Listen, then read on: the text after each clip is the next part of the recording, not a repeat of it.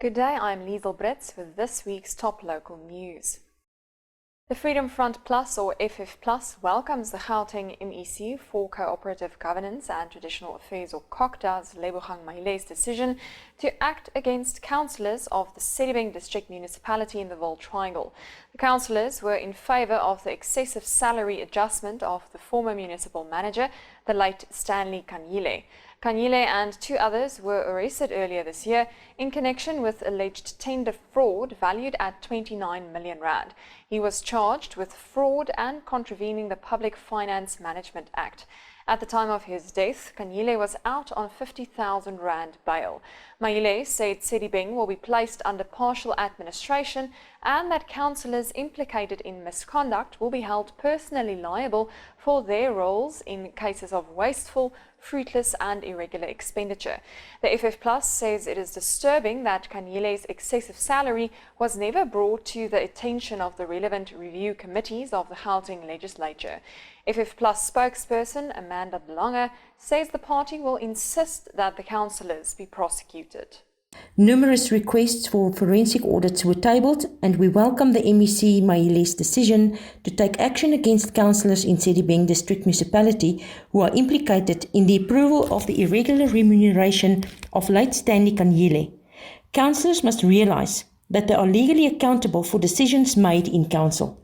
The Freedom Front Plus will monitor the accountability process in Sedibeng. Sasol has secured more than 100,000 carbon offset credits from a South African independent power producer, or IPP, Bethlehem Hydro, in fulfillment of its obligations under the new South African carbon tax regulations.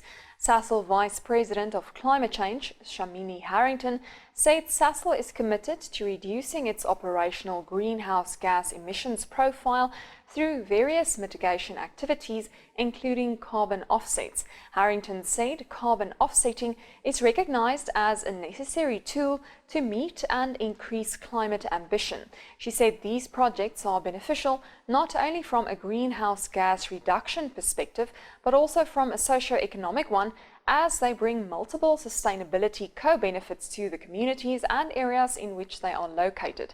In operation since 2009, Bethlehem Hydro is a 7-megawatt hydropower IPP, which has to date generated 383 gigawatt-hours of clean, emission-free electricity, thereby reducing South Africa's emission of the greenhouse gas carbon dioxide by more than 350,000 tonnes.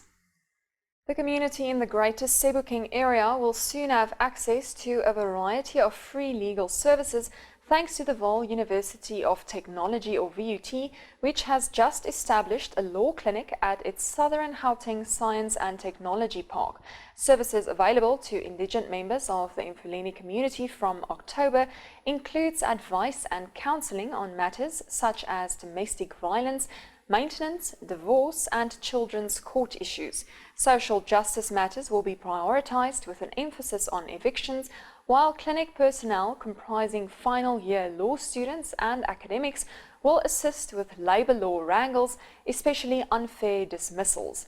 A means test will be used to ascertain whether people seeking the free advice qualify for the assistance. And members of retailer Pick n Pay's reward system for shoppers, Smart Shoppers, can now have till receipts sent directly to their email address instead of receiving a printed receipt. They will also be loaded onto the customer's Pick n Pay mobile app profile for 90 days.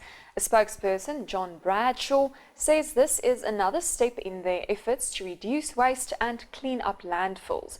He points out that customers are already telling them that they enjoy the option of not having to worry about keeping till slips. And this is the end of today's bulletin. Follow the news team on Twitter and Facebook at 90.6 FM News. Also subscribe to our 90.6 FM TV News YouTube channel for more.